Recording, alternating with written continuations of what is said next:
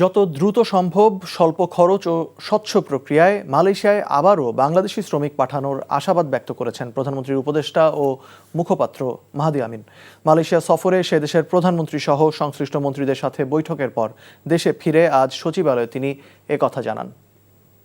3 দিনের এই স্বল্প সফরে মালয়েশিয়ার সর্বোচ্চ পর্যায় পর্যন্ত বেশ কিছু দ্বিপাক্ষিক বৈঠকে অংশগ্রহণ করেছি। একটি বার্তা খুব সুস্পষ্ট, আমরা জনগণের ক্ষমতায়নের দল হিসেবে স্বচ্ছ প্রক্রিয়ায় অভিবাসন ব্যয় কমিয়ে কত দ্রুত কত বেশি সংখ্যক মানুষ বিদেশে কাজ করতে পারবেন, জনশক্তি রপ্তানি করতে পারবো, সেটি ছিল আমাদের মূল প্রাধান্য।